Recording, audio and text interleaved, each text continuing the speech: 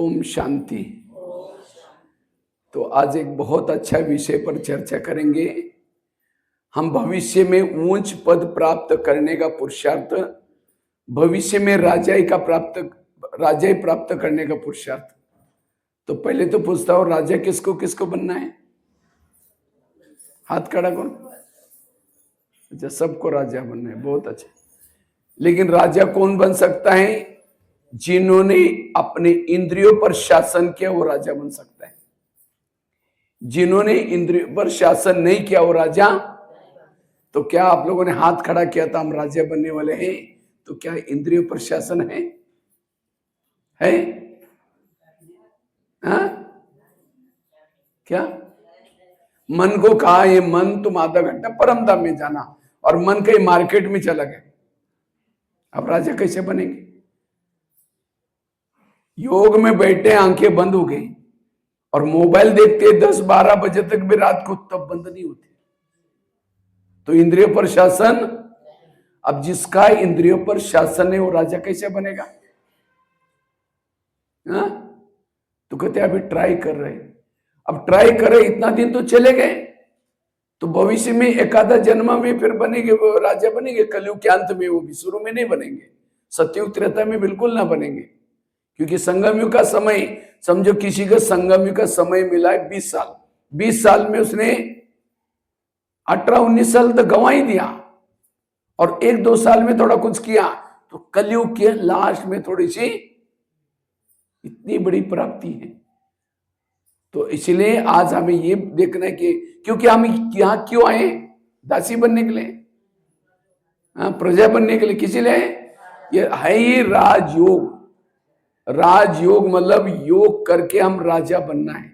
लेकिन राजा बनने का आधार है स्वराज्य अधिकारी स्थिति, और जो स्वराज्य अधिकारी स्थिति में रहता है वो क्या बनेगा? राजा बनेगा। लेकिन आज हमें इंद्रियां हमको चला रहे, आंखें हमको चला रहे, कान हमको चला रहे, मुख हमको चला रहे। हमारे जीवन की सारी समस्याओं का जड़ ये है। हमारे जीवन में जो प्रॉब्लम आ रहे, समस्या आ रहे, कोई प्रॉब्लम व्यक्ति निर्माण नहीं करता, हमारी इंद्रियां निर्माण करते। लेकिन हमारा इसके तरफ ध्यान, और हम कहते इसके कारण ऐसा हुआ, इसके कारण मुझे गुस्सा आया, इसके कारण और नहीं है, कारण हमारी कर्म इंद्रिय। ब्रह्मा बाबा ने राजा बनने के लिए क्या पुरुषार्थ किया? ब्रह्मा बाबा ने राजा बनने के लिए रोज अपने कर्म इंद्रियों का दरबार लगाया। आप लगाते हैं दरबार? अंधेरी नगरी, चौपट राजा, टकेसर बाजी, टकेसर खाजा। इस नगरी का राजा सोया, उसके अंदर जोचे हो रहे, आंखें जोचा ही देख रहे। अब एक संगम तो क्या, और भी आपको अगला संगम युग में जिंदा रखेंगे। कोई आपके अंदर बदलाव नहीं आने वाला है। ये काम क्रोध खत्म नहीं होंगे। केवल मुरली सुनने से, सफेद ड्रेस पहनने से, यहां आकर के बैठने से कुछ होने वाला है? जैसे थे वैसे पहले मंदिर में जाते थे, उसकी वजह यहां आकर के बैठ रहे। तो स्वयं के परिवर्तन का आधार है इंद्रियों पर शासन। बाबा कहते हैं बच्चे स्वयं का परिवर्तन करो। तो स्वयं का परिवर्तन मतलब बैस पहन लिया, सफेद ड्रेस पहन लिया, हो गया परिवर्तन। एक एक इंद्रियों को ज्ञान में चलाना, जिसको ही दूसरे शब्द में बाबा कहते हैं बच्चे चैरिटी बिगेट्स एट होम। तुम अपने घर को सुधारो। घर मतलब लौकिक नहीं। कौन सा घर? ये शरीर आत्मा का घर है। तो क्या इस घर में रहने वाले सब ज्ञान में चलते हैं? आंखें ज्ञान में चलती है, कान ज्ञान में चलता है, मेरा मुंह ज्ञान में चलता है, मन ज्ञान में चलता है, बुद्धि ज्ञान में चलती है। जब ये ज्ञान में चलेंगे तब आपके अंदर कुछ बदलाव आएगा। लेकिन ये देखने का हमारा टाइम, ब्रह्मा बाबा कितनी संस्था के संस्थापक थे, तो भी रात को रोज अपने इंद्रियों पर शासन करने का दरबार लगाते थे। ब्रह्मा बाबा की एक डायरी मिली थी, और उस डायरी में बाबा ने रोज अपने कर्म इंद्रिय का दरबार लगाते थे। लेकिन आज हमारा इसके तरफ ध्यान, और इसलिए हमारे जीवन में विभिन्न प्रकार के प्रॉब्लम है, समस्या है। इसलिए स्वराज्य अधिकारी बनो। जब तक स्वराज्य अधिकारी नहीं बनेंगे तब तक इंद्रियोजित नहीं बन सकते। यह है स्व परिवर्तन। जैसे भारत, इस ज्ञान में अकेले मत चलो। अकेले मतलब केवल आत्मा ज्ञान में है, बाकी इंद्रिय ज्ञान में नहीं है, कोई बदलाव नहीं आएगा। अगर विकार पर जीत प्राप्त करना है, इंद्रियों का भी सहयोग चाहिए।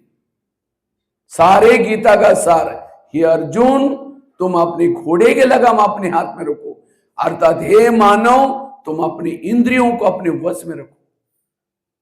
ये भक्ति नहीं आ गए, मुरली सुन ली, कथा कहानी सुन ली, ये है राजा बनने का पुरुषार्थ। हाथ तो आपका ही ना, मुख आपका ही ना, आंखें आपकी ही ना, अपने में बदलने में क्या है? किसी औरों को तो छोड़ो, अपने को बदलो। जो इस शरीर की दुनिया पर शासन करता है, शरीर पर शासन करता है, भविष्य में आने वाले सत्युग की दुनिया का शासन करता है वो। अनुशासन, अनु मतलब आत्मा, शासन मतलब राज्य। जिस आत्मा का शासन इस बॉडी पर है वही दूसरों पर अनुशासन करता है। ये माता बड़ी अच्छी है, ये भाई बहुत अच्छा है। अच्छा है मतलब क्या? उसका मुख पर कंट्रोल है, उसका आंखों में कंट्रोल है, उसके एक एक इंद्रियों पर कंट्रोल है। ऐसी आत्मा का व्यवहार सबको पसंद आता है और उसके पास सहन शक्ति आती है। आज ये सहन शक्ति क्यों नहीं है? क्योंकि इंद्रियों पर शासन नहीं है। इसलिए सहन, नौका पानी के ऊपर से जाएगी, पार कराएगी, नौका के अंदर पानी आएगा तो डुबा देगी। जो इंद्रियों पर शासन करता है पार हो जाता है, जिसके ऊपर इंद्रिया शासन करता है वो डूब जाता है। देखो ये माता बैठे, माता जी का अपना आंखें धोखा दे रहे, अभी यहां बैठे, यहां सुन भी रहे लेकिन आंखें बंद है। जिसकी आंखें बंद है उसका कान भी बंद। अब आंखों तो रात को 10 बजे से सब 4 बजे तक के लिए तो छुट्टी दिया था ना, रेस्ट दिया था ना, और वो ड्यूटी के समय बंद हो रहे हैं। ये इंद्रियों की अधीनता। जैसे मैं आया हूं माउंट आबू से, माया ने भी अपना सैनिक यहां भेजा हुआ है क्लास में। माया का सैनिक तो दिखाई नहीं पड़ता, तो माया का सैनिक कौन? आलस। वो माया को लगता है ये माउंट आबू से कहां से भाई आया, सबके ऊपर मेरा इतना अच्छा शासन है, अगर ये बातें सुनेगा तो मेरे को तो भगा देगा। इसलिए माया आकर के क्या करते हैं, गुप्त में सभी के सामने आलस की संजीवनी बूटी सुंगाते हैं। जब आलस है ऐसे बैठे, अब जिसकी आंखें बंद उसका कान भी, अब सुना ना सुना क्या फर्क है? फिर जैसा था वैसे राज्य रहेगा। इसलिए क्लास में कोई पॉइंट अच्छी लगती ताली बजा सकते, ताली बजाने से मेरा उमंग नहीं बढ़ेगा, लेकिन बाजू को एक सो रहे उठ जाएगा। ताली बजाओ, थोड़ा आलस को भगाओ, अलर्ट होकर के हर कर्मेंद्रिय अपनी ड्यूटी एक्यूरेट करे। यही आज हमारे इंद्रिय हमको चला रहे। इसलिए स्वराज्य अधिकारी बनना, और जो स्वराज्य अधिकारी है भविष्य में आप बाबा ने ये कोई मुरली में ये नहीं कहा कि माउंट आबू में रहने वाले राजा बनेंगे। जिन्होंने मम्मा बाबा को देखा है वो राजा बनेंगे, जो समर्पित है वही राजा बनेंगे, जो बहुत धन सेवा देते हैं वो राजा बनने का फॉर्मूला क्या है? स्वराज्य अधिकारी। चाहे गृहस्थी में रहते हैं, कहीं भी रहते हैं, वो फल सिर्फ अपनी इंद्रियों पर शासन करें, चाहे वो समर्पित हो, चाहे गृहस्थी वाला हो। और कर्मेंद्र तो खुद किए, नहीं तो कहते ना अंधा पीस रहा और कुत्ता बैठकर उसको अंधे को रगला। मैं बोरी भर करके पीस, जमा कुछ भी नहीं, अमृत वाला कर रहे, योग लगा रहे, सारा दिन मन वेरस सोचता है, आंखें वेरस देखते हैं, कान वेरस सुनता है, सारा जितना कमाए जब खत्म हो गया, जमा कुछ भी नहीं। इसलिए एक एक इंद्रियों पर शासन। आज कर्ण बहुत होशियार था महाभारत का, लेकिन कर्ण असफल क्यों बना? उसके रथ ने उसको धोखा दिया। इसी तरह ज्ञान में बड़े होशियार हैं, लेकिन कर्मेंद्र धोखा देगी तो आप फेल हो जाएंगे। कृष्ण जब रथ में बैठता है पहले घोड़ों को प्यार करता है, थपथपाता है। क्यों? घोड़े अगर जाकर के दुर्योधन से सामने गिर जाएंगे, पराजय हो जाएगी। इसी तरह हमें भी परम धाम से अमृत वाला करके आए तो हमारा रथ कौन है? ये शरीर। यहां आने के बाद अमृत वाले के बाद नहाते धोते अपने घोड़ों से प्यार करो। हे मेरे कान, तुम आज ऐसी कोई चीजें ना सुनना जो मेरी पराजय हो जाए। हे आंखें, तुम ऐसी कोई चीजें ना देखना जो मेरी पराजय हो जाए। एक एक इंद्रियों से प्यार करो। और जब इंद्रिया सहयोग देते हैं, क्योंकि शरीर हमारा किला है, आत्मा राजा इस किले में रहता है। और किले के कई दरवाजे, कौन से? ये कान, मुंह, आंखें। लेकिन इस दरवाजे में कोई रोकने टोकने वाला कुछ भी अंदर घुस रहा है, और इसीलिए आत्मा की हालत गंभीर है। यह है पुरुषार्थ। देवता बनने का पुरुषार्थ है पहले इंद्रियोचित बनो, स्वराज्य अधिकारी बनो। आज हर एक के जीवन में प्रॉब्लम है, क्या? मेरा योगी नहीं लगता है। और क्या प्रॉब्लम है? मुझे सहन ही नहीं होता है। और क्या प्रॉब्लम है? मेरे संस्कार ही नहीं बदलते। इन सब का कारण है इंद्रियों की अधीनता। क्यों योग नहीं लग रहा है? क्योंकि आंखें गलत देखती है, कान गलत सुनता है, मन गलत भटकता है, बुद्धि गलत हो ये करते हैं। जब शाम को योग में बैठेंगे, जो गलत देखा सुना वही याद आता है, तो कहां योग लगेगा? इसलिए स्वराज्य अधिकारी बनना, कर्म इंद्रिय जिद बनना, यह है पुरुषार्थ। जैसे आजकल के मम्मी पापा इतना बिजी हो गए, मेरा बच्चा कहां जाता है, क्या क्या देखता है, क्या क्या सुनता है, उसको देखने का और सोचने का टाइम ही नहीं है। और जब बच्चा गलत काम करता है, उनकी आंखें खुल जाती है, बच्चे ने ऐसे गलत काम कैसे किया। इसी तरह आज हम क्या करते हैं? सारा दिन गलत देखते, गलत सुनते, और शाम को योग में बैठेंगे, वही जो देखा वो ये किया वही याद आता है। इसलिए स्वराज्य अधिकारी बनना, कर्मेंद्रिय जिद बनना, एक एक इंद्रियों पर शासन। जो इंद्रिया हमारी नहीं सुनती उसको सजा देना, शिक्षा देना।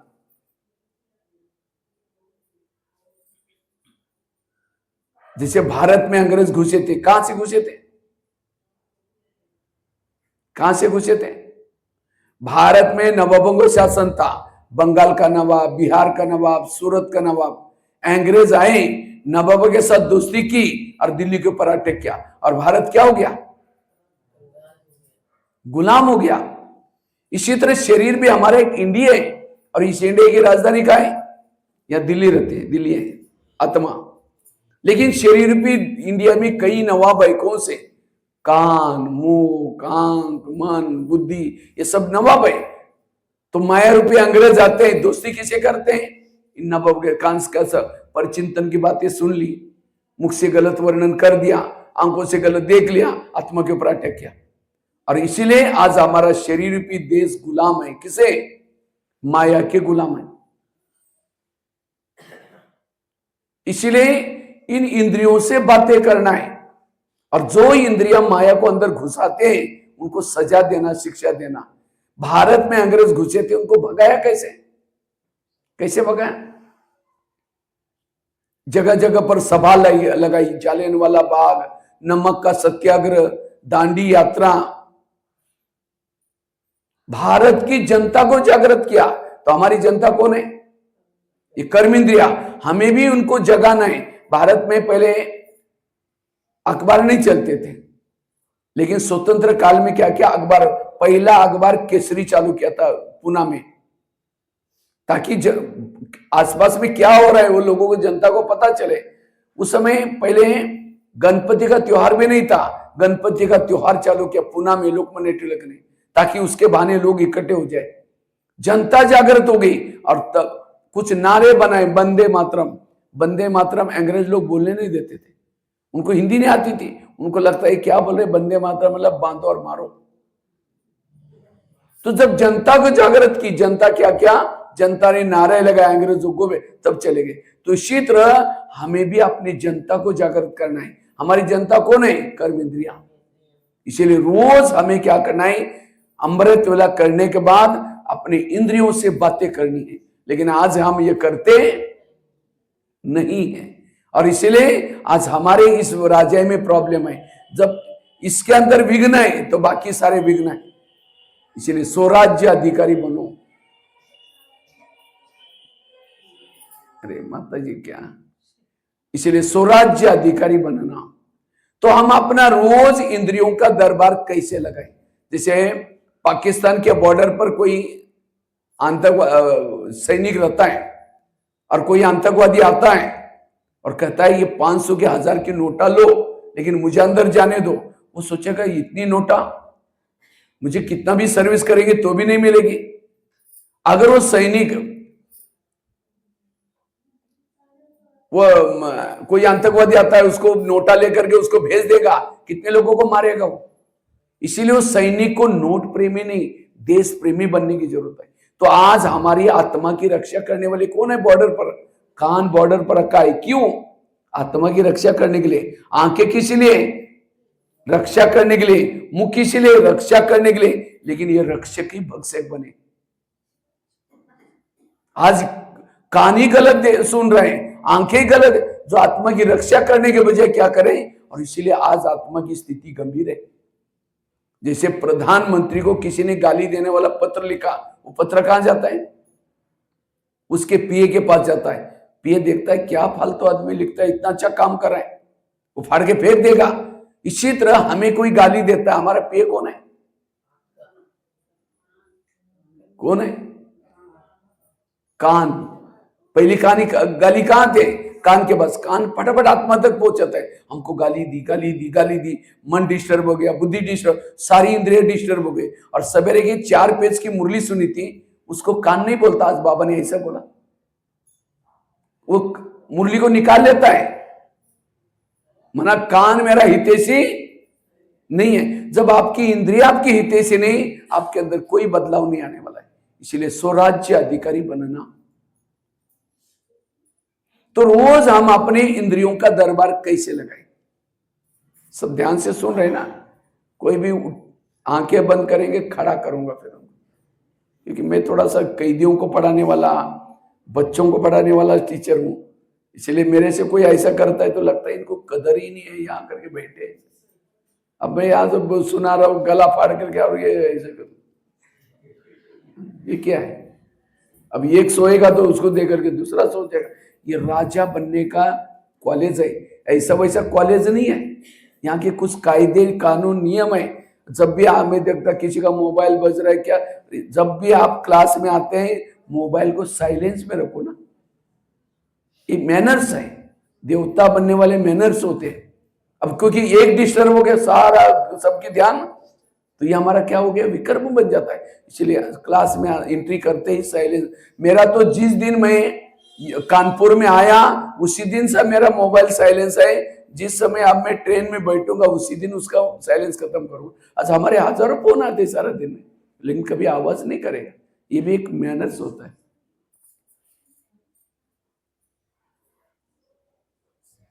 तो रोज हम अपने इंद्रियों का दरबार कैसे लगाएं?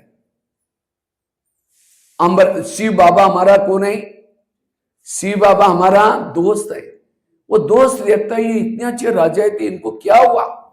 वो कहता है कोई बात नहीं, मैं तुम्हारी राजे वापिस दूंगा, तुम मुझे मेरे पास अमृत वेला आओ। तो अमृत वेला क्या करना है? हमें बाबा के पास जाना है। और बाबा के पास जाकर के बाबा को सबसे पहले क्या करो? गुड मॉर्निंग बोलो। और गुड मॉर्निंग बोल करके सबसे पहले बाबा से बात करो, शक्ति लो, पावर लो, फिर नीचे आओ। और नीचे आकर के सभी इंद्रियों से भी गुड मॉर्निंग बोलना है, क्योंकि इंद्रिय हमारी बहुत सहयोगी है। और गुड मॉर्निंग करके एक एक इंद्रियों से बातें करो। कैसे बातें करनी है? सबसे पहले बात करो कान से। हे मेरे कान, तुम मेरे इस राज्य के शान हो। अगर तुम ना होते मैं ईश्वरी महावाक्य कैसे सुनता? इसीलिए हे कान, तुम्हारा बहुत बहुत धन्यवाद। और इसीलिए मैं तुमको बॉर्डर पर रखा है। कान का है बॉर्डर पर, लेकिन मैंने तुमको बॉर्डर पर रखा है। आजकल तुम मुझे धोखा दे रहे। इसलिए हे कान, आज तक जो हुआ कोई बात नहीं, लेकिन आज रात को सोने से पहले मैं चेक करूंगा। अगर तुमने कुछ गलत सारा दिन सुना, मैं तुमको सजा दूंगा। और ये भी नहीं समझना मुझे कुछ पता ही नहीं चलता। आजकल शरीर पे किले के चारों तरफ से मैंने सीसी कैमरा का प्रबंध किया है। आजकल घरों में, ऑफिसों में क्या लगाते हैं? शीशे कैमरा। क्यों? कौन आया कौन गया सब पता चलता है। इसलिए हे कान, अगर तुमने सारा दिन कुछ गलत सुना, मैं सजा दूंगा। आगे चलो मुख के पास। हे मुख, तुम में मेरे इस राज्य के शान हो। अगर तुम ना होते, मैं ईश्वरीय मावा के दूसरों को कैसे सुनाता? लेकिन कभी कभी तुम किसी का इंसल्ट करते हो, अपमान करते हो। क्या मैंने इसीलिए तुमको रखा? अगर तुम किसी का अपमान करो, क्योंकि तुम किसी का अपमान करते हो, मेरा भाई, आत्मा भाई मेरे से रूठ जाता है, मेरे को बददुआई देता है, मेरे से दूरिया बनाता है। आज मेरे से कोई नाराज है। क्यों नाराज है? मेरे मुख ने कुछ गलत बोला है, हाथ में कभी गलत थप्पड़ मार दिया है, इसलिए मेरे से नाराज है। ये सब आपस में दूरिया क्यों पैदा हो रहे हैं?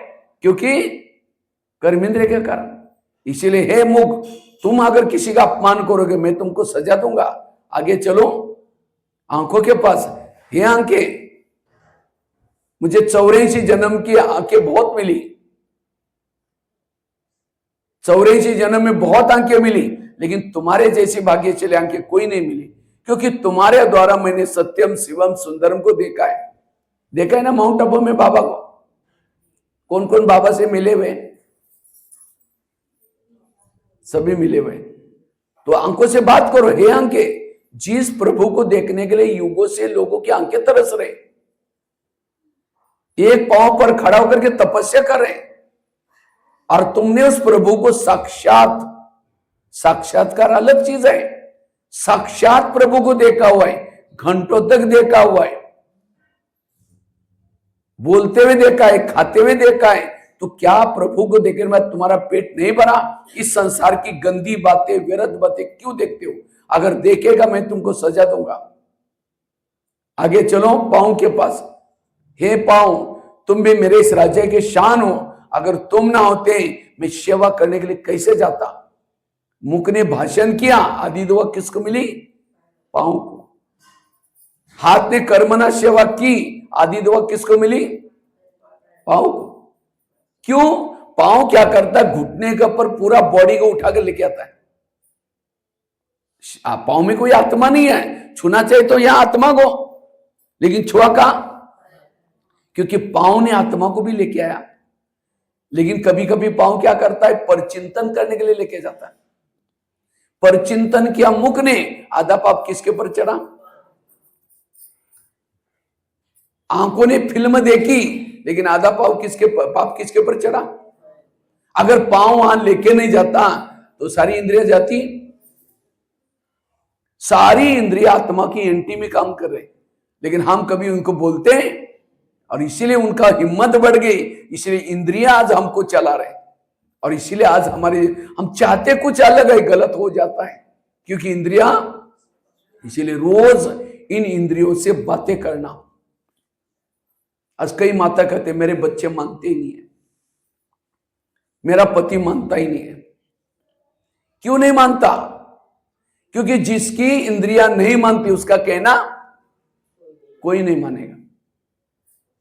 आज आपकी आंखें नहीं मान रहे, योग में सो रहे, पर चिंतन सुन रहे, सामने से कोई व्यक्ति आता है, मन कहता है बेकार है, ये अच्छा नहीं है, तुरंत मन से बात करो। हे मन, जिसको भगवान कहता है मीठे बच्चे, और तुम उसके लिए बेकार को बोल रहे, खबरदार अगर तुमने मेरे आत्मा भाई के लिए ऐसा सोचा तो। एक एक इंद्रियों पर राज्य करो। इस दुनिया पर शासन वही कर सकता है जिसने शरीर पर शासन किया। नहीं तो कईयों को लगता है हम तो दादिया जैसे कैसे बन सकते हैं, हम इतने महारथी कैसे? उसके लिए कोई जरूरी नहीं कि माउंट आबू में रहना, जरूरी नहीं। आप इसके पर शासन को, बाबा कहते हैं स्वयं को निर्विघ्न बनाओ, अपने परिवार को निर्विघ्न बनाओ, घर को निर्विघ्न। और निर्विघ्न बनने का आधार है इंद्रियों पर शासन। आज मेरे घर में विघ्न है। आज कई माता कहते मेरे बच्चे मानते नहीं। क्यों नहीं मानते? क्योंकि इंद्रियां नहीं मानती। इसके लिए इसको, इस दुनिया पर शासन वही कर सकता है जिसने इस शरीर पर शासन किया। दुनिया का सैंपल है शरीर। दुनिया में 3 लोग है, शरीर में भी 3 लोग है, यहाँ आत्मा लोग। दुनिया 5 तत्वों की बनी है, शरीर भी 5 तत्वों का है। दुनिया में 9.5 करोड़ लोग रहते हैं, शरीर में भी 9.5 करोड़ सेल्स है। दुनिया में 70% पानी है, शरीर में भी 70% पानी है। जिन्होंने इसके ऊपर शासन किया, सहज इसका राजा बन सकता है। और ये पुरुषार्थ ब्रह्मा बाबा ने किया। लेकिन आज हमारा इसके तरफ ध्यान, हम योग लगा रहे, योग में टाइम पास वाला योग लगाते, 1 घंटा बैठना है, जुटका लगा करके टाइम पास किया, लेकिन आंखें ड्यूटी कर रहे थे, कान क्या कर रहा था उसका कोई लेना देना नहीं है। और इसीलिए आज ये प्रॉब्लम है। इसलिए स्वराज्य अधिकारी बनना। मैं एक आपको आईना दिखाता हूं, चेक करना आप क्या बनने वाले भविष्य में। कोई ज्ञान में चलता है, धन से सेवा नहीं करता, ज्ञान भी दूसरों को नहीं सुनाता, लेकिन इंद्रियों के भी अधीन है, ऐसे आत्मा का भविष्य क्या है? दास दासी। दास दासी वो बनते हैं जो जीवन में उदास रहते हैं। और उदास कौन रहता है? जो इंद्रियों के अधीन है।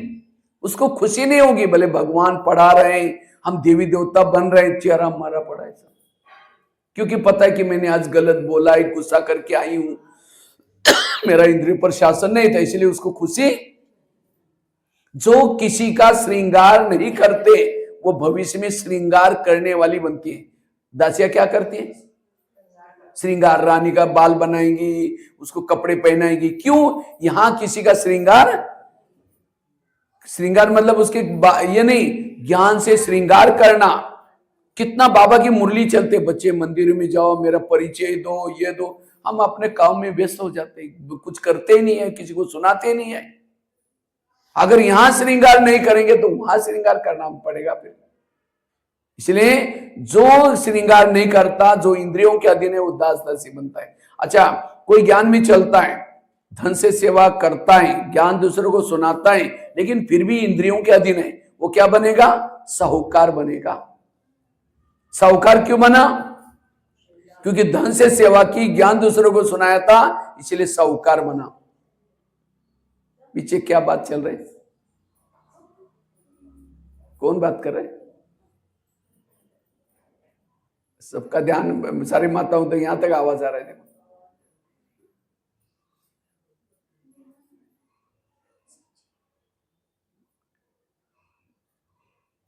तो जो यहां ज्ञान से सेवा करता है, धन से सेवा करता है, लेकिन इंद्रियों के अधीन है, वो क्या बनता है? साहूकार।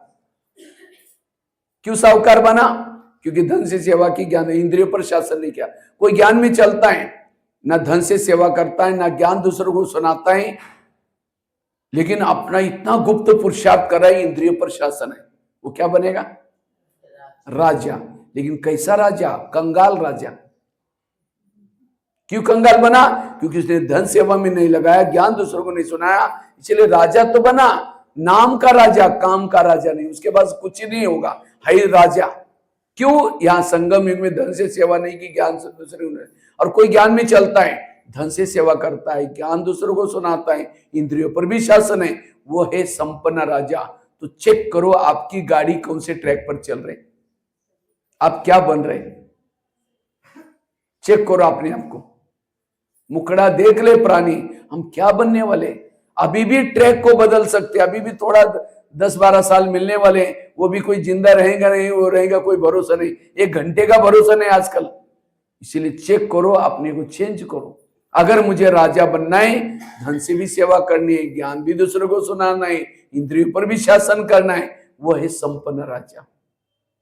बाबा की मुरलियां ये कोई दासियों के लिए, प्रजा के लिए नहीं है। बाबा सबको सुनाता राजा बन जाए, लेकिन इसमें जो नहीं करता है, अपने मर्जी चलता है, वो अपने आप छटनी हो जाते हैं। इसलिए अगर भविष्य और किसी को पूछो तो क्या बनते हैं? लक्ष्मी नारायण बनना है सबको। तो चेक करो क्या बनने वाला। मैं आपको सीधा आईना स्पष्ट बता दिया। तो मैं बता रहा था, कान से बात की, मुख से बात की, आंखों से बात की, पांव से बात की, आगे चलो मन से साथ। हे मन, तुम्हें मेरे इस राज्य के शान हो, अगर तुम ना होते मैं ईश्वरी महावाक्य को चिंतन मंथन कैसे करता। लेकिन कभी कभी तुम व्यर्थों को भी चिंतन करते हो, अगर करेगा मैं तुमको सजा दूंगा। आगे चलो बुद्धि के पास। हे बुद्धि, मैंने सभी इंद्रियों में से चुनकर तुमको मंत्री बनाया। बुद्धि कौन है और कौन सा मंत्री है? कौन सा मंत्री होते ना, कोई खेती वाला मंत्री होता है, कोई व्यापारी का मंत्री है, लेकिन बुद्धि कौन सा मंत्री है? हाँ, ग्रामीण मंत्री। बुद्धि है गृह मंत्री। ये पूरा घर का, जैसे अमित शाह जी है ना, पूरा भारत का सारा उनके पास, प्रधानमंत्री तो अलग चीज है और गृह मंत्री अलग है। तो ये पूरा, क्योंकि बुद्धि के बिना पत्ता भी नहीं हिलता, बुद्धि के साइन के बिना कुछ नहीं। अब समझो मन में विचार आया, मुझे फिल्म देखने के लिए जाना है, तो मन की फाइल कहां जाती है? बुद्धि के पास। बुद्धि कहेगी ठीक है जाओ जाओ, बोला हाँ बोला, पांव चले गए, आंखें चली गई, मन चला गया, बुद्धि, सारी इंद्रिया फॉलो किसको किया? बुद्धि को। तो आज तक मेरे जीवन में जो पाप हुआ है, साइन किसके? बुद्धि की। इसलिए ऐसे जब हम योग में बैठते हैं, ऐसे एकांत में उससे बातें करो, हे बुद्धि, मैंने सभी इंद्रियों में से चुनकर तुमको मंत्री बनाया और मुझे लगा कि तुम मेरा कारोबार अच्छा कराएगा, लेकिन तुमने कोई ऐसे गलत निर्णय लिए, मेरी पूरी राजाई चली गई, मुझे रावण के जेल में डाल दिया। क्या यही तुम्हारे मेरा विश्वास का फायदा तुमने लिया? इसलिए हे बुद्धि, आज तक जो हुआ कोई बात नहीं, लेकिन आज रात को सोने के पहले मैं चेक करूंगा, अगर तुमने कोई गलत निर्णय लिया मैं तुमको सजा दूंगा। ये है पुरुषार्थ, ये पुरुषार्थ करो। लेकिन आज मुझे लगता है ये वाले टॉपिक के ऊपर आप लोगों ने कभी क्लास सुना ही नहीं होगा, और बातें सुनते, सहन करना चाहिए, फिर आत्माभिमानी बनना चाहिए, योग लगाना चाहिए, लेकिन ये सब लगता ही नहीं। क्यों? इसके ऊपर ध्यान नहीं है। और ये ब्रह्मा बाबा ने दो पुरुषार्थ से राजा बने। बाबा ने एक तो आत्मा का पाठ पक्का किया, और दूसरा ब्रह्मा बाबा ने रोज अपने इंद्रियों पर शासन करने का पुरुषार्थ किया। बाबा को एक डायरी मिली थी, उसी डायरी में लिखा था, लेकिन आज ये हम करते नहीं है। और इसी से परिवर्तन का आधार ये है स्वयं को बदलना, स्वराज्य अधिकारी बनना। ये हो गया सवेरे का दरबार। फिर रात को सोने के पहले दरबार लगा दो। कितना बजे? रात को सोने से पहले 10 बजे से पहले दरबार लगा दो। क्या लगा दो? सबसे पहले बात करो कान से। हे कान, तुम्हारा सारा दिन का चार्ट कैसा रहा? तुम्हारा बहुत बहुत धन्यवाद। 7 बजे तुम्हारे द्वारा मैंने मुरली सुनी थी, लेकिन 12 बजे को एक माता जी आई थी, किसी की व्यर्थ बातें सुना रही थी, तुमने बड़ा नजदीक जाकर सुना था, और क्या हुआ? जबको तुमको सुनने के लिए मना किया था तो भी तुमने सुना, इसलिए तुमको सजा। कौन सी सजा? मतलब कोई कैंची लेकर के कान को काट करके नहीं फेंको, यहां से तुम चले जाना। कौन सी सजा दो? दोबारा उसको मुरली सुनाओ। आगे चलो, आंखों के पास, मुख के पास। मुख तुम्हारा चार्ट कैसा रहा? समझो कान ने दरवाजा खोला, तो कम से कम तुमने अपने अंदर से दरवाजा बंद रखना था, तुमने चुप रहना चाहिए था। तुमने भी बोला वो बहन ऐसे, उसने ऐसा किया, इसलिए तुम्हारे लिए सजा। मुख को कौन सी सजा दो? दोबारा दूसरे दिन उसका कारोबार बंद, मौन, मौन रखो, दूसरे दिन बातें नहीं करना, अपने आप अक्कल आ जाएगी। हम ना किसी को सजा देते, कान को, मुख को, और इसलिए आज इनकी इंद्रियों की हिम्मत, तो इंद्रियां हमको चला रहे। और इसलिए आज रथ कहीं भी जा रहे हैं, आंखें जोचे देख रहे, कान जोचे दे, और इसलिए समस्या है, प्रॉब्लम है। इसलिए एक एक इंद्रियों पर हमारा शासन चाहिए। राजाओं की कुछ निशानी होती है, राजाओं की 4 निशानी होती है। राजा की पहली निशानी होती है, राजा जिस शहर में रहता है सब उसका कहना मानते हैं। तो आप लोगों ने हाथ खड़ा किया था, हम राजा बनने वाले हैं, तो क्या एक एक इंद्रिया मेरा कहना मानती है? जैसे दादी प्रकाश मणि माउंट आबू में रहती थी, तो दादी जी छिपा ब्रह्मा कुमारी थी। राजू को, दादी को जब भी कहीं बाहर जाना होता था तो दादी क्या करती थी? दादी सभी क्लास में बोलती थी, देखो मैं बाहर जाने वाली हूँ, जो भी शांतिवन वाले, मधुवन वाले, ज्ञान सब का मैं शाम को क्लास करूंगी, मिलूंगी। तो शाम को मिलती थी और मिल करके सभी एक एक डिपार्टमेंट वालों की महिमा करती थी। देखो ये भंडारे वाले कितनी मेहनत करते हैं, ये सिक्योरिटी वाले कितनी मेहनत करते हैं, एक एक की महिमा करती थी, सबको टोली खिलाती थी और कहती थी तुम लोग यज्ञ के ईंटे हो, अगर तुम लोग मजबूत है तो यज्ञ बहुत मजबूत है, महिमा करके फिर जाते थे। तो सभी को उमंग आता था, दादी ने हमारी महिमा की, बड़े दिल से सेवा करते थे। अगर इतना सेवा करे, कोई पूछे नहीं, कुछ नहीं करे, उनको लगेगा हम तो लेबर जैसे बना कर रखा है। वो जाने के बाद आराम से ये करते, यज्ञ में गड़बड़ हो जाता। इसी तरह आज हमारी सफलता का आधार कोई इंद्रिया।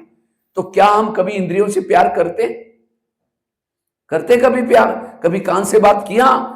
कान कितने धन्यवाद तुम्हारा, तुम कितनी अच्छी बातें सुन रहे। कभी आंखों को प्यार किया? यहां से दिल्ली फोन करेंगे, लंदन फोन करेंगे, लेकिन आज इंद्रियों से कभी बात। इसीलिए इंद्रियों को लगता है ये राजा है क्या, सारा दिन अपने बातों में बिजी रहता है, हमको कभी पूछता ही नहीं। आज ये हार्ट, आप सोए हैं, हार्ट काम कर रहा है 24 घंटा। अगर 15 मिनट में भी हार्ट ने छुट्टी ली, राम नाम सत्य है, आपको उठा कर लेके जाएंगे लोग। तो कभी हार्ट से बात किया आप लोगों ने? ये मेरे हार्ट, तुम कितने अच्छे हो, धन्यवाद, तुम्हारे घर में जिंदा हूं, तुम्हारे घर में दुनिया देख रहा हूं। लेकिन कभी हमने प्यार नहीं किया, और इसीलिए हार्ट अंदर प्रॉब्लम। आज कान पर चिंतन सुनता है, क्यों? कभी उनसे प्यार ही नहीं किया। अगर प्यार करता तो दूसरे को क्यों गुस्साता? आज आंखों से कभी प्यार नहीं मिला, इसीलिए वो प्यार पाने के लिए गंदी चीजें देखती है, व्यर्थ चीजें देखती है। इसीलिए अपने इंद्रियों से प्यार करो। अगर कुछ गलत करते तो उसको समझाओ। जैसे माँ बाप बच्चों को क्या करते हैं, बेटा ये नहीं करना चाहिए, बेटा ऐसा नहीं करना चाहिए। लेकिन आजकल के मम्मी पापा पूछते ही नहीं, इसीलिए बच्चे गलत देखते, गलत काम कर रहे हैं। इसीलिए आज हमारी इंद्रियां तो राजाओं की निशान है, प्यार करना, सबको संभाल। आज कहते सतयुग कब आएगा, कृष्ण कब जन्म लेगा, अब कितना साल बाकी है। सतयुग पहले अपने शरीर में बनाओ। मुझे लगता है यूपी वाला टर्न था अक्टूबर में आप लोगों के लिए एक मुरली चली थी, भले आपको याद नहीं होगी, लेकिन हमें हर ग्रुप में कौन सी मुरली चलते अभी भी याद रखता हूं। बाबा की मुरली चली, दोबारा पढ़ना आप निकाल करके। अखंड राज्य के अधिकारी बनने के लिए, स्वराज्य के अखंड राज्य के अधिकारी बनने के लिए रोज अपने चार्ट को चेक करो और चेंज करो। दोबारा मुरली पढ़ना, यही मुरली सेम, लेकिन हमने वो सुना गए, लेकिन वो कैसे चेक करना? इस भविष्य के अखंड राज्य अधिकारी बनने के लिए अपने स्वराज्य के चार्ट को चेक करना, उसको चेंज करना। लेकिन हम करते, क्योंकि कैसे करना है पता ही नहीं है। जैसे भारत को अखंड बनाया, इसी तरह बाबा ने कहा भविष्य सत्युग का गायन क्या है? एक धर्म, एक राज्य, एक भाषा, एक कुल, एक का सब कुछ चलता है। तो क्या इस एक आत्मा का पूरा बॉडी पर शासन है? एक का राज्य है? कभी माया भी दखल लेती है, माया भी दखल करती है। दो शासन तो नहीं होगा, माया का और बाबा आत्मा का भी कैसे हो सकता है? एक इसमें एक राज्य, एक भाषा, एक कुल, इसमें लाओ, तब सतयुग आएगा। और ऐसे नहीं कि आप नहीं करेंगे तो सतयुग रुक जाएगा, आप उस सतयुग में नहीं जा सकेंगे। इसलिए एक सभी इंद्रियों में एकता चाहिए, मन में एकता, आंखों में एकता, बुद्धि में एकता, एक एक तब है। दूसरी राजा के नीचे ने राजा दानी होता है। तो आप लोगों ने खड़ा किया था हम राजा बनने वाले हैं, तो इतना दान करते हैं। पड़ोसनी रोज घंटी बजा करके कहते हैं देवी आओ मुझे दर्शन दो, रोज घंटी बजा कर पूजा कर रहे। क्या कभी एक शब्द सुना है उसको? जबकि आपके पास इतना खजाना है, ज्ञान का खजाना है, भगवान को जानते हैं आप सब कुछ, लेकिन कभी शब्द सुनाया? कंजूस राजा, इसको कहेंगे कंजूस। यहां से आप कानपुर जा रहे हैं, बाजू में कोई बस में बैठा, शब्द नहीं सुनाया, कंजूस है। दान करने के संस्कार चाहिए। मनसा, अच्छा नहीं सुनता, मनसा से तो बोल सकते बाबा ये आत्मा का आप कल्याण करना है, पड़ोस ने आपको कितना ढूंढ रहे, ये शब्द भेजने में क्या कौन सा खर्चा लगने वाला है? मनसा से करो, वाचा से करो, दान करने के संस्कार चाहिए। जो दान करता हो राजा। कभी आप अपना चित्र बनाओ, भविष्य में हम कैसे चाहते हैं? भविष्य में मुझे धन चाहिए धन, मेरा शरीर अच्छा चाहिए, शरीर अच्छे चाहिए, तंदुरुस्त। अगर शरीर अच्छी चाहिए तो शरीर से ईश्वर सेवा करनी पड़ेगी। इतना बड़ा सेंटर है, कभी यहां रुक करके एक एक दीवार से प्यार करो, उनसे पूछो ये करो, ये भी सेवा है। कभी यहां से टाइम मिलता है माउंट आबू में, शांतिवन में, मर्दोन में, कहीं 1 महीने के लिए बहनों से चिट्ठी लेकर के, छुट्टी लेकर के वहां रहो, वहां यज्ञ सेवा करो। जो तन सेवा में लगाएगा उसको ही तन मिलेगा तंदुरुस्त। अगर तन से मैंने कभी सेवा ही नहीं की, अगर बहनें बोलती है भाई माता जी थोड़ा ये करो, बहन जी हम घर में तो एक का इधर का ग्लास इधर नहीं उठाया और मुझे यहाँ पोछा लगने की सेवा, हमारे थोड़ा पोजीशन देकर सेवा देना, ये भी देह का भान है। आज बाबा ने देह का भान को मिटाने के लिए दादियों को क्या क्या सेवा दिया। गुलजार दादी साइकिलिंग रिपेयरिंग करने की सेवा करती थी। निर्मल शांता दादी ब्रह्मा बाबा की बेटी जूते सिलाई करने की सेवा दी। यज्ञ की सेवा करने से देह भान मिट जाएगा। इसलिए अगर आपके पास बड़ा मकान है, वहां बाबा का सेवा नहीं, तो आप अपने मकान के कोने में पाठशाला चालू करो, 4 आत्मा का कल्याण करो। जब मकान सेवा में लगाएंगे, हर जन्म में मकान से कोई कमी नहीं पड़ेगी। जो चीज यज्ञ में करेंगे वही चीज मिलेगी। कहीं को लगता है ब्रह्मा कुमारी में आए हम सत्युग में सब कुछ मिलने वाला है, ये आपकी गलत फहमी है, गलत फहमी है। अगर आपने कुछ किया ही नहीं तो मिलेगा भी कुछ नहीं। एक कहानी आपको सुनाता हूं। बहू थी, उस शादी से पहले बहुत दान पुण्य करती है, लेकिन जब उसकी शादी होती है दान पुण्य नहीं करती। उसकी शादी सेठ जी के घर में होती। वो थे सेठ जी, थे कंजूस। तो एक दिन एक सन्यासी आया था। सन्यासी आया और उस समय उनका बहुत बड़ा महल था। वो सारे पति सास ससुर ये लोग सारे बैठे थे बाहर, बहू भी बैठी थी महल के बाहर। इतने में उसने भिक्षा मांगी, मुझे भिक्षा चाहिए सन्यासी ने। तो बहू क्या बोलते हैं, मैं बासी खाती और भूखी सोती हूँ, तुमको कहां से दूं। अब सन्यासी सास को तो बड़ा गुस्सा आया, ये क्या बोल रहे हैं। सन्यासी था इसलिए कुछ नहीं बोला। दोबारा कहा कि मुझे भिक्षा चाहिए। कहते सुना नहीं तुमने, मैं खुद बासी खाती और भूखी सोती हूँ, तुमको कहां से दूं। सन्यासी चला गया। सास उठी, बहू को 2 थप्पड़ लगा दिया। तुमने मेरा नाम बदनाम किया। कब मैंने बासी वो बोलते कि मैं रोज बासी खाती हूँ। आज मेरी शादी सेठ जी के घर में हुई, ये मेरे पिछले जन्मों का फल है। पिछले जन्म में मैं कुछ अच्छा काम किया था, उसके कारण मेरी शादी यहाँ हुई। अच्छा ठीक है, तो भूखी कैसी सोती हो। कहते आज आप मुझे अगले जन्म में कुछ करने नहीं दे रहे, इसलिए मैंने कहा भूखी सोती हो। तो उसको याद रखा, बात तो सही है। कहते ठीक है, घोड़े के जो चने पीसा उसको दिया करो। उसको लगता अक्कल तो आ गई, तो चने देते। उसको लगता है मैं चने दूंगी तो अगले जन्म में मुझे क्या मिलेगा, बोरी की बोरी चने मिलेंगे। जो देंगे वही मिलेगा। कहीं हम बासी खा करके भूखा तो नहीं सो रहे। आज मुझे इतनी बाबा की पालना मिल रही, लोग तो ज्ञान के एक बूंद को तरस रहे हैं, लेकिन यहाँ सागर की तरह रोज कितनी पालना मिल रही। ये कौन से कर्मों का फल है। 63 जन्म में व्रत किया था, उपवास किया था, उसका फल है। तो कौन सा खा रहे हैं, बासी खा रहे हैं। लेकिन आज मैंने कुछ दान पुण्य नहीं किया तो अगले जन्म के लिए कैसे सो रहे, भूखे सो रहे। इसलिए हमें कुछ ना कुछ करना है, तन से मन से धन से। रोज जो सेवा करेगा वही राजा बनेगा। दान करता वो राजा है। और अभी चांस है, भविष्य में आगे चल करके यज्ञ की प्रत्यक्षता होगी। लोगों को पता चलेगा भगवान आकर के पढ़ा रहे हैं, सत्युग बनने वाला है। लोग कहेंगे हमारा प्लॉट ले लो, हमारा ये ले लो। लेकिन मधुबन से डायरेक्शन आएगा, कृपया किसी का कुछ भी लेना। 1500 की नोटा बंद हो गई। उस समय लोगों ने लाकर के भंडारे में भरना शुरू कर दिया।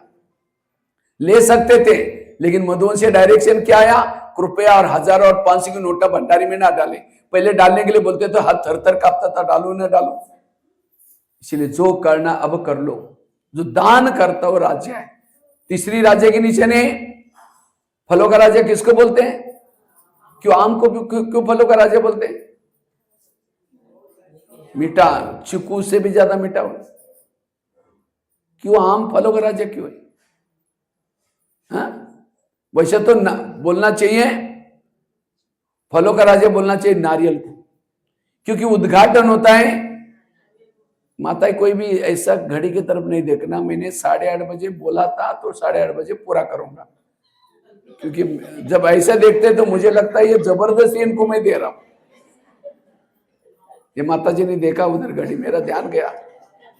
मैंने 8:30 बजे पूरा करना है, उसे पहले जिनको जाना है तो जा सकते हैं। बाकी घड़ी में देखा, मतलब मेरे को लगता है ये जबरदस्त इनको चाहिए नहीं, और इतनी अच्छी पॉइंट्स मिल रहे हैं, राजा बनने का पुरुषार्थ मिल रहा है, और फिर इधर देख रहे हैं, इसका मतलब बुद्धि, अच्छा बुद्धि बाहर है तो अंदर बैठेगा कहां से। इसलिए बिल्कुल एकाग्र होकर के सुनो, ठीक है। तो फलों का राजा किसको बोलते हैं? नारियल को बोलते हैं। आम को बोलना चाहिए नारियल को, क्योंकि उद्घाटन करते किसको तोड़ते हैं? नारियल को। भगवान को प्रसन्न करना किसको तोड़ते हैं? लेकिन नारियल राजा नहीं बना। राजा कौन बना? क्यों? क्योंकि आम के साथ सबका प्यार होता है, नारियल के साथ प्यार क्या निशानी है प्यार की? जब आम का सीजन आता है मुंह में लेके चूसते रहेंगे, निकालते रहेंगे, डालते रहेंगे, निकलते रहेंगे। अब खत्म भी हुआ उसके अंदर का माल पानी तो भी छोड़ने का दिल नहीं करता, ये प्यार। अब सूखा नारियल लेके चूसो, 32 दांत वो भी टूटेंगे, मिलेगा कुछ भी नहीं। इसी तरह राजा बनने के लिए सबके प्यारे बनो। अगर आप सामने से आ रहे हैं, आपको देकर के कोई रास्ता काटता है, चेहरा देखना पसंद नहीं करता, राजा नहीं बनेंगे।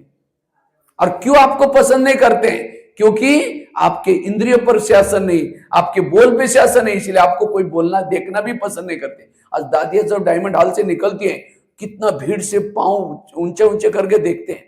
क्यों? उनका इंद्रियों पर शासन है, इसलिए दादियां प्यारी हैं। अगर मुझे सबका प्यारा बनना है, इंद्रियों पर शासन रखो, तब राजा बनेंगे। और फलों का राजा आम को क्यों बोला? आम ऊपर से नरम होता है और अंदर से उसकी गुठली सख्त होती है। और नारियल कैसा होता है? ऊपर से सख्त और अंदर से जो व्यक्ति ऊपर से कहता है ये मैं जैसा कहता है ऐसा करो, ये करो, वो करो, खुद नहीं करेगा, दूसरे को ऑर्डर करेगा, अमृत वाला करो, ये करो, और खुद ऐसे लोगों को लोग कहेंगे हाँ जी जरूर करेंगे, जरूर, पीछे में हमको पता आप कैसे जाओ बोलते। इसलिए पहले करो, बाद में कहो। आचार्य बनो, पंडित मत बनो। बच्चों को कहेंगे बेटा मोबाइल नहीं देखना चाहिए, खुद देखते रहेंगे। हमारी शिक्षा का प्रभाव तब पड़ता है जो खुद आचरण में लाते हैं। इसलिए आम बनो नारियल, ऊपर से नरम बनो और अंदर से अपने नियम संयम के लिए कड़क बनो। और फलों का राजा हमको क्यों बोला? जब कोई थक जाता है, परेशान हो जाता है, कहां से होता है?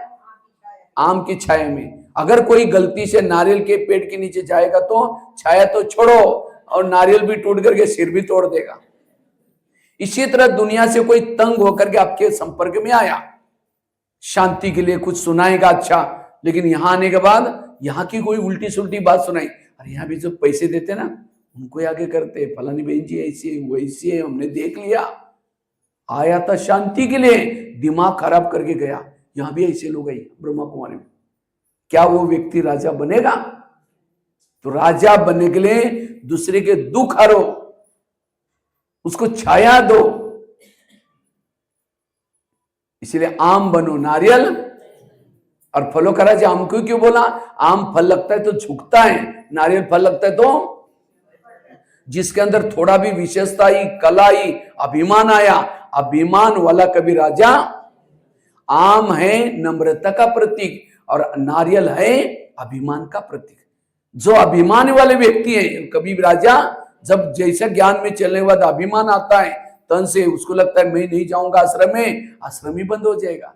इसलिए कभी क्या होता है उसको चला नहीं, तो कभी कभी उसको लगता है मैं छोड़ जाऊंगा तो ये संस्था बंद हो जाएगी। बाबा कहते तुम चले जाएगा, यहाँ हजारों आएगी, तुम्हारे कारण संस्था बंद होने वाली है।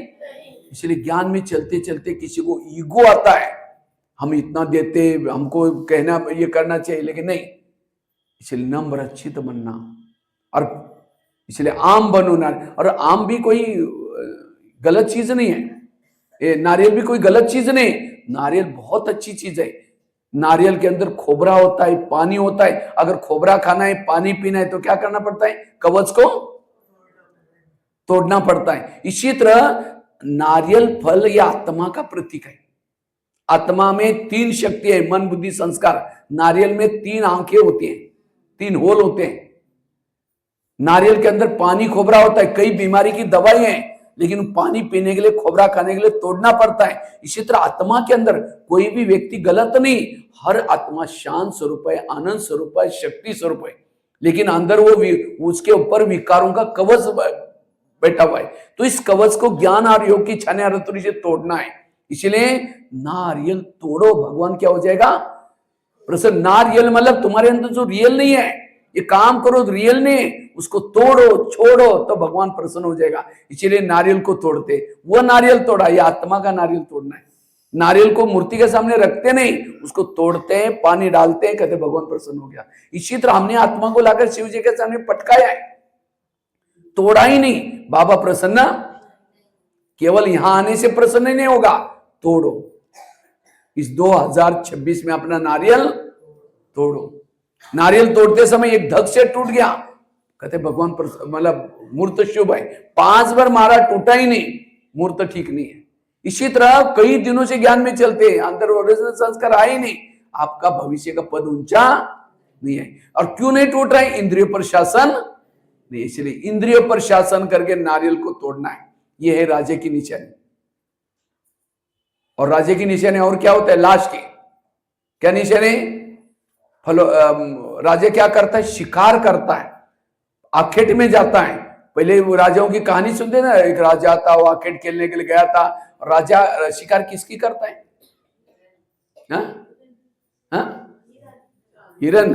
ना, शेर मारता है राजा। हिरन तो कोई बच्चा भी पकड़ लेगा, तो हिरन क्या करेगा? शेर को पकड़ो, कोई बच्चा जाकर के चबा कर खा लेगा कच्चा ही। तो राजा शिकार किसके करता है? शेर। ऐसे नहीं कि चूहा बिल्ली को मार करके गांव में ढंडोरा पिटवा करके दिखा रहे सबको, मैंने चूहा मार के आया। लोग देखेंगे चूहा है तो बच्चे भी मार सकता है। राजा शिकार। तो इसी तरह आप लोगों ने राजा बनने के लिए हाथ खड़ा किया था, तो क्या आपने शिकार किया कुछ? कितने शेर मारे? शेर मतलब अज्ञानी आत्मा को, जिन्होंने किसी को आज 1 2 4 भूखे भी नहीं बनाया, तो राजा कैसे बन सकता है? प्रजा ही नहीं मैंने बनाई, तो राज्य किसके ऊपर करेंगे? तो जो किसी को ज्ञान सुना करके 10-12 लोगों को भी बीके बनाता है, तो किसने प्रजा बनाया? हाथ खड़ा करो। मैंने इतने लोगों को ज्ञान सुनाया। केवल सुनाने की गिनती नहीं, सुनाने के बाद पक्का बीके है, वो रेगुलर स्टूडेंट है। किसने स्वीकार किया? हाथ खड़ा करो। कितने लोग हैं? 3-4 का पर राजा बनेंगे। हाँ, बस 3-4, बाकी किसी ने शिकार भी नहीं की। इसलिए आज से हर महीने में एक को बीके जरूर बनाना है। अगर बीके नहीं बनाएंगे तो आप राजी किसके ऊपर करेंगे? इसलिए शिकार करना। और यहां तो कानपुर, ये बिंदकी है, बिंदकी में तो बहुत शेर है। इसलिए हर महीने में एक को बीके जरूर बनाना है। और जो शिकार करता वो है राजा। हमें तो बहुत शौक है शिकार करने का, देखो। इसलिए पूरा साल में कितना बड़ा मधुबन में कर्व, ऐसे नहीं कि हम फ्री में घूम रहे वहां होने के बाद भी बीच बीच में टाइम निकाल करके आवाज आना चाहिए। लेकिन आज घर में एसी कमरा है ना, वहां मच्छर भी काटते हैं। तो देखो थोड़ा भी बाहर में मच्छर से उसके बाहर इतने मच्छर काटे मेरे को, बाथरूम में नहाओ तो डांस करते नहाना पड़ता है। यहाँ हमारे माउंट आबू में कोई मच्छर नहीं है, तो भी क्यों? क्योंकि इधर आएंगे, नहीं आएंगे तो प्रजा कैसी बनेगी? बसों में चक्कर लगाते हैं, कहाँ ट्रेनों में, स्लीपर में, कैसी यात्रा करते हैं। लेकिन और एक टूर में 4-5 शिकार तो जरूर मर जाए। शिकार करने का शौक चाहिए। जो शिकार करता वो राजा है। कई कहते भाई जी सुनते ही नहीं आजकल। क्यों नहीं सुनते हैं? क्योंकि मेरे पास जो ज्ञान है उसके अंदर धार, वो आपके धारणा में नहीं है, इसलिए कोई नहीं सुनेगा। इसलिए धारणा में लाओ। अच्छा, नहीं सुनता उसको तो मीठा मीठा बोल करके जाली में तो फंसाओ। ये सेंटर क्या है? जाली बना कर रखा है। मीठा मीठा बोल करके बहनों के हवाले करो, बहनें मारने का काम कर ही देगी। लेकिन जिसने यहां तक पहुंचा है उसको आधा दुआ मिलती है। इसलिए शिकार करने का शौक चाहिए। जो शिकार करता वो राजा है। लेकिन याद रखना, शिकार बड़ी सावधानी से की जाती है। कई बार किसी को जाकर के सुनाएंगे आजकल हम ब्रह्मा कुमारी में जाते हैं, आप भी चलो ना। अच्छा आप भी फंस गए क्या? वहां बाहर का खाना नहीं खाते, ये नहीं करते। इसलिए ब्रह्मा कुमारी में ओम शांति खुद ही आना बंद कर दे कल से। इसलिए राजा बनने के लिए शिकार करो, अगर नहीं सुनता छोड़ो उसको, दूसरे का ये करो, ड्रामा की ढाल ज्ञान की तलवार लेके जा। जो शिकार करता है वो राजा है। तो कितनी निशानी बताए राजा की? पहले जिस शरीर में रहते हर इंद्रिय मेरा कहना मानना चाहिए, मेरे अनुशासन में, वो राजा। दूसरी निशानी जो दान करता वो राजा। तीसरी निशानी